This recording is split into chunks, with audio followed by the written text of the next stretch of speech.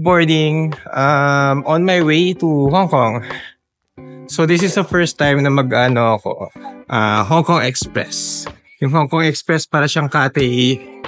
It's a subsidiary or sister company ng or Express ng Cathay Pacific. Sana okay. I heard yung difficult part lang doon yung seats. Kasi masyado maliit, but we will see. 2 hours lang naman yung flight.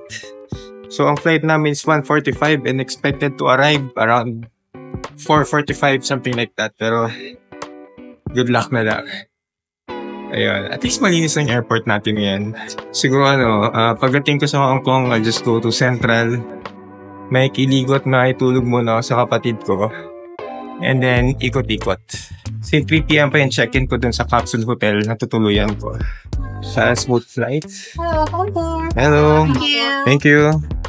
34C. So, I think medyo konti yung tao. 34C. 34C. I love it. Alright, thank you. So, it's an aisle seat. The reason why pinili ko yun kasi madalas akong ma-CR. Hong Kong Airport. Yan o. Ganda. Malinis yung facilities. Ganda. Anyway, just landed here. Medyo maaga pa. It's still 4:25 in the morning. Medyo nagugutom ako pero gusto kong kumain doon na mismo sa city. And gusto ko lang bumili ngayon ng kailangan ko mag-top up na octopus. Ito lang ako ng cash.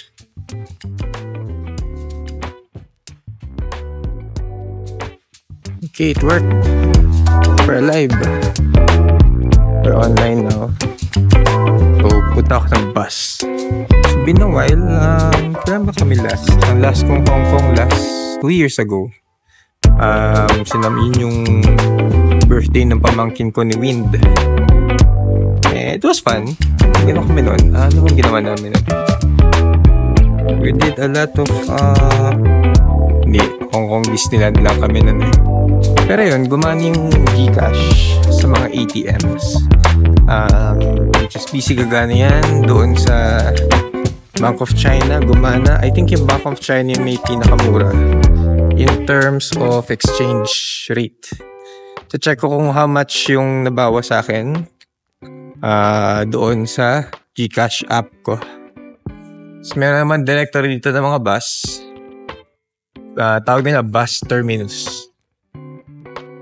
But yeah, ano yung madami? Terminal. Hindi nag-work yung Visa GCash ko. Iniwan ako ng bus. Alright, since the Visa or yung Visa natin sa GCash failed me, good to have na meron akong extra octopus card. Ito yung ginamit namin 2 years ago. Yung octopus card. Wala, mas reliable pa rin for me. Anyway, magagamit ko rin naman sa 7-Eleven when I buy something. So, I loaded 100. Meron pa ulit N21A. NA21, NA21 Chimcha Sui. Yun. Wait, dyan na.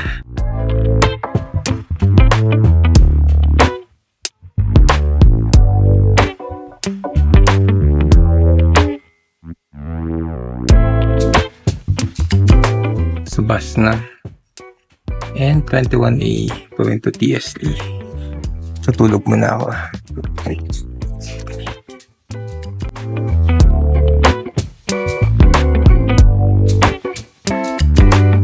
Train na ako going to Central. Mas mabilis kasi maraming stations pa.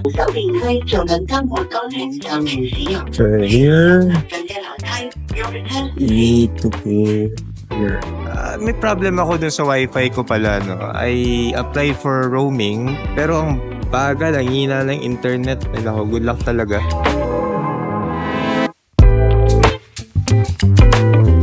Welcome to Central. So morning dito ako mag-ikot-ikot before ako pumunta sa TST. Kasi 3 o'clock pa yung check-in ko. So at least dito, enjoy ko muna yung paikot-ikot. Madilim pa, magsa 7 o'clock pa lang, pero lagkit ko na. That's why may kiligo ako doon sa hotel kung saan nagstay ang kapatid ko.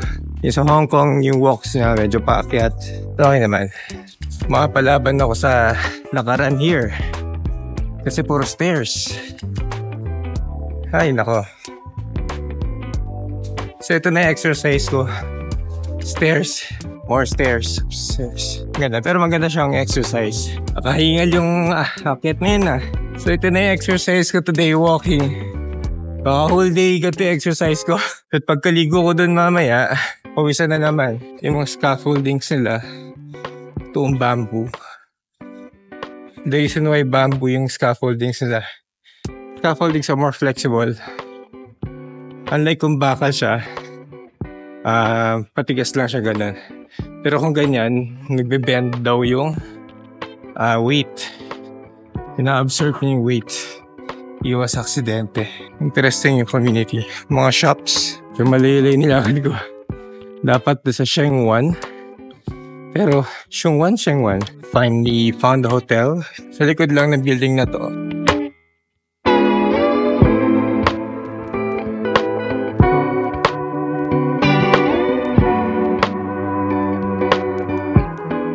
A few moments later.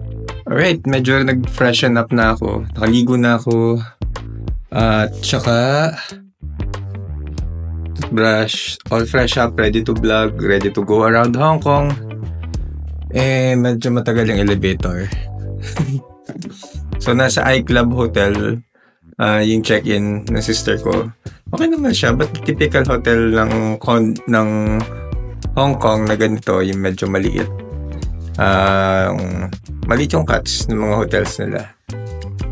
Yung tutulugan ko mamaya naman, yung hotel ko mamaya, capsule pang tutulugan lang talaga. So may lakad kami here later, and then after that, I think sa Temple Street yung kakainan namin. But for now, I'm really hungry. Gutom na ako, gusto ko na magkape. Yung roast pork, meron kaming kinain ng asawa ko dati doon sa may Kimberly, sa may TST. Pero tatawid pa ako ng island. Sana may makita akong ganong style. But I really like that particular restaurant.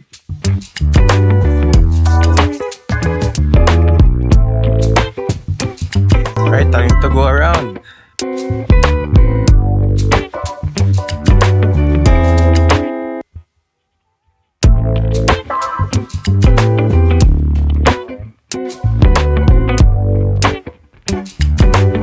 Itong stairs na to ata yung pinakamainit na Baguio experience. Pero ang ganda, nakakatawa may ganitong puro stairs. Exercise.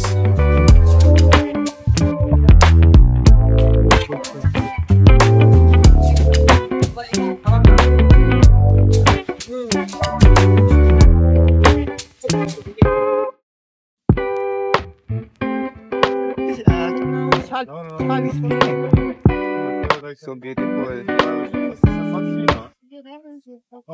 Merong street artist. So, marami siya mga paintings yung ginagawa and yung ginagamit ng mga Sharpie. So one of the reasons why I enjoyed vlogging here, so yun yung gusto ko sa Hong Kong, maraming interesting things na pwedeng makita. That's why pag nag-vlog here, masyadong madami. Gaya nito, lalakad lang ako, meron parang it's kind of an art. And yung mga stores here, magkabila. Parang ito kanina, steakhouse. Sa kabila naman, foot massage. Diba? Ang things are random. Shoutout sa friend ko na si Lee, na mahilig sa hipon. Dito sa vlog na to, lakad lang ako ng lakad. Walang agenda. Kung anong makita ko na gusto kong kainan, kakainan ko.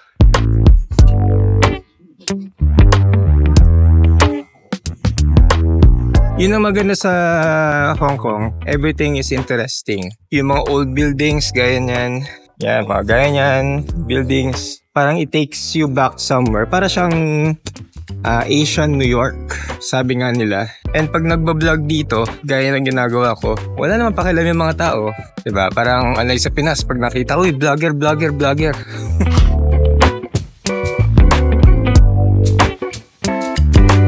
You know, tram. Sakay kaya ako sa tram.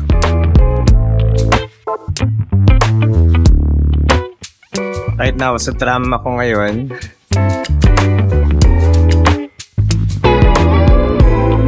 Yung Pilipinas may ganito rin sa Escolta. Nasira lang ng war. Sayang ako. Kung na-revive natin yan, okay sana.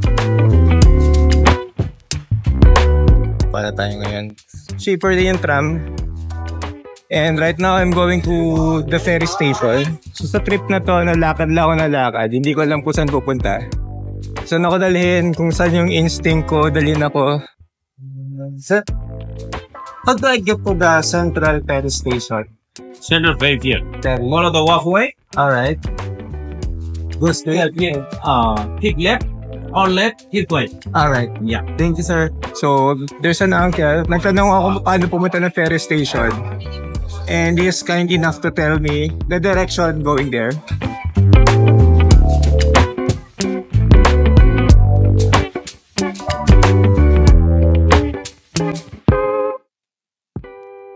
Perfect. May iba naman. May iba naman. Magbabarko ako ngayon. From Central, I'm going to TST. So ngayon, I'll conquer air, sea, and land. Diba? Sakay akong plane. Nag-bus ako, nag-tram ako. Tapos ngayon, magbabarko ako. So kami ng Hong Kong, hindi naging maganda yung first experience ko sa Hong Kong.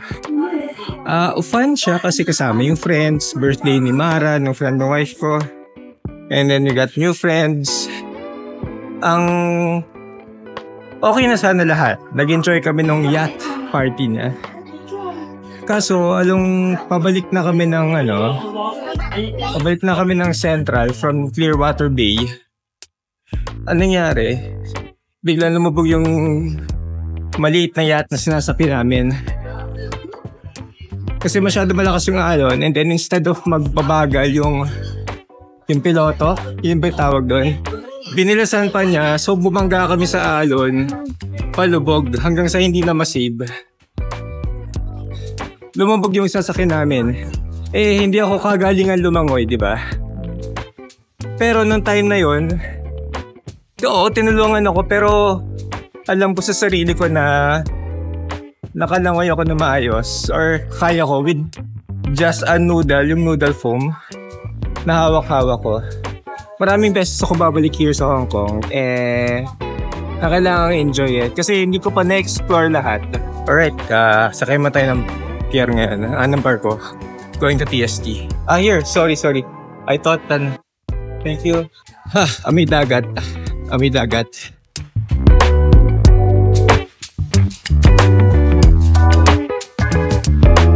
Parang pauwi lang ako ng Mindoro. Yung amoy ng kanilang ferry, ganun din yung amoy ng Roro sa Pilipinas. I think we're leaving na. We're going na. Ayan. Should be a short ride from here to TST. And yung pamasahe, $1 lang.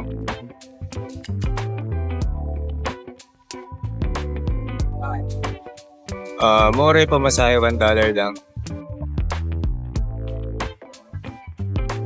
Enjoy niyo yung view.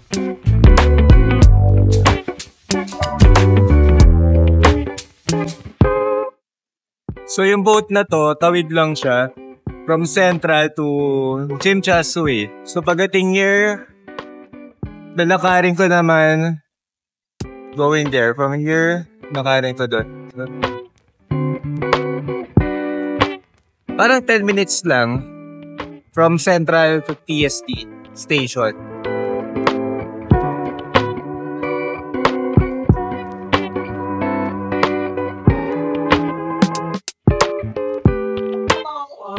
Perfect. That's the ferry ride. Yan. TST na. $1 lang yung fare. Well, yun yung binayaran ko.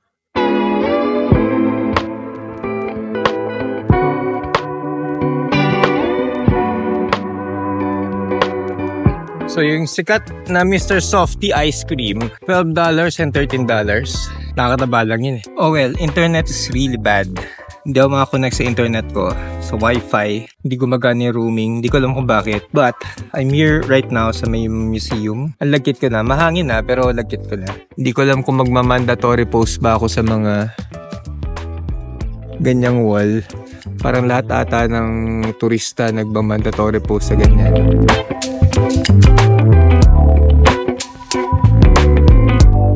Check natin yung handprints ni Michelle Yeoh. Found it.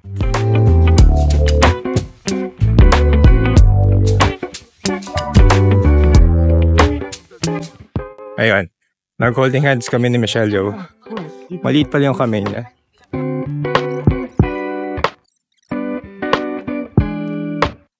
Meron kasing ride paggabi.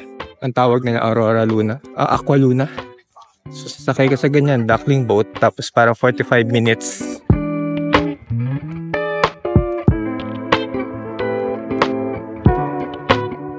Okay, the moment of truth. Bruce Lee. Bruce Lee, yung kanyang statue. So, hindi ko na inabot si Bruce Lee na buhay, no? Namatay siya 1973. Pinanganak ako 1981. Pero isa siya sa mga iconic na artista na Hollywood/Hong Kong dito na nabuhay sa mundo. Lahat, madami siyang icons o iconic scenes na ginawa. Siguro one of my memorable Bruce Lee memory. Na siya sa tapes na merong parang kung fu battle na nagaganap natin. Napapanood ko to after ng mga trailer o baka sa trailer ko lang napanood na kalaban ni Bruce Lee si Kareem Abdul-Jabbar sa karate. Sa I Remember Chuck Norris din, nandun din na Steven Seagal. Di ko mapasa. Merong ganyan dating palabas. I'm not sure kung trailer siya or movie siya. Basta martial arts something. Medyo busy street talaga Nathan Road.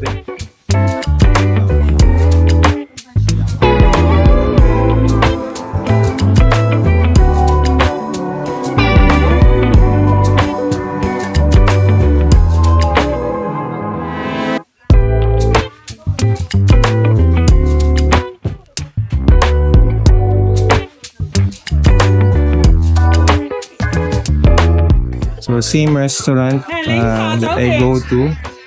Kami ng wife ko, dito kami kumain before. Sarap lang to ng Kimberly hotel. Yung pinag-stay namin before. It's lunchtime. Crowded. The place is so crowded. And it's super crowded.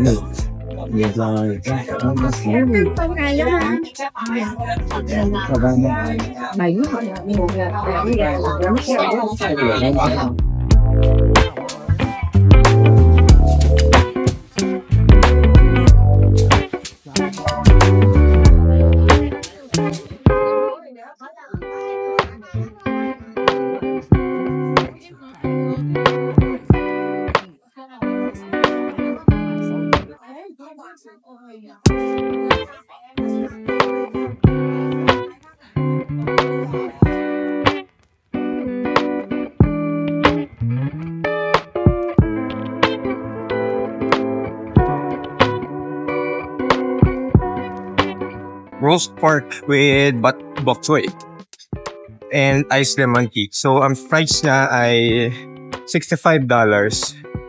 Parang yun yung standard rate. Yeah, the standard rate for every meal is $50 to $60 pag dito sa Chim Cha Suey. Nathan Road. Tagal pa. Diyos ko. 2 oras pa before I check in.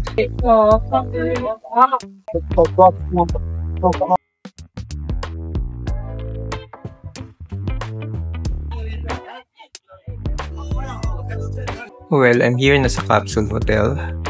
Malinis siya, malamig, malinis, better than dun sa pinagstayan ko sa Singapore.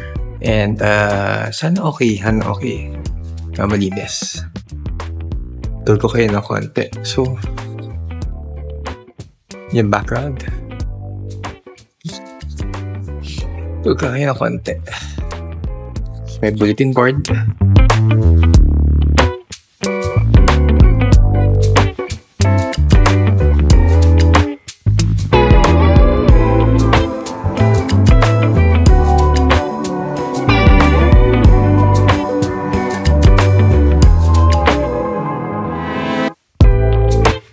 Over here.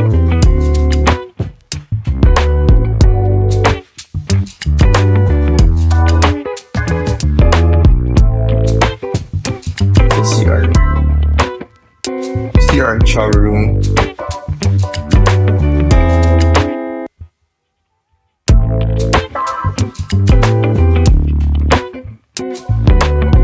So, patakip sa katenga. Laundry. Oh, pwede mag-laundry. Mag-laundry kaya ako mamaya gabi. So, pwedeng gamitin yung ref. And then, there are chairs and table. Pwedeng gamitin din. So, hindi ko alam kung pwede pumasok here kasi 3 o'clock pa yung check-in ko. Pero bukas yung door eh. So, inassume ko pwedeng pumasok. So, madali na mag-check-in here. May system sila doon. I-enter mo lang yung booking reference. After ng booking reference, then parang bibigyan ka ng key or something para ilalagyan ng gamit.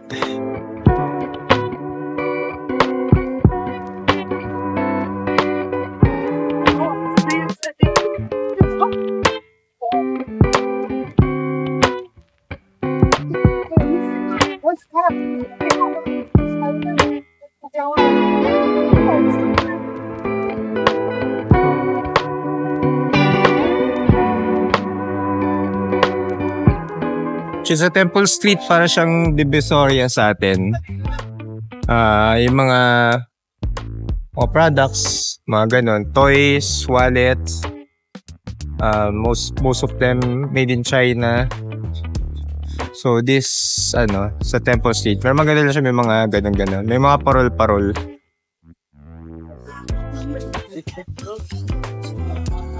Mga toys. Wala naman akong bibilin here. So, kailangan ko ng damit. Yun lang. Siguro mamaya sa Cotton On, siguro. Bili ako doon. Or else wala akong shorts bukas. So, dito lang kami along Temple Street. Wala naman kami bibilhin. Pero, wala lang. Sightseeing lang. Parang Divisoria dito sa Hong Kong. So siguro pagdating namin sa dulo ng Temple Street, baka na yan. Well, lalakarin na lang naman papuntang hotel. Pero, yun nga, baka mag-dessert. And malapit naman din yung Cotton On. I need to buy pants for Cotton On. Kailangan ko mag-withdraw. Kailangan ko mag-withdraw kasi tomorrow, punta ako ng N1 Cafe. Okay na siguro to. Inaantok na ako.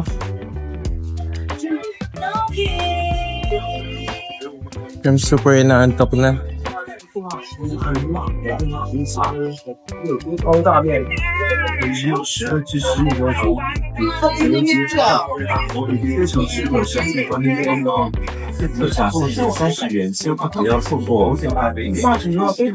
For fruits kaya? Pampatulog. Uy, medyo mahal yung kiwi. 89 pesos.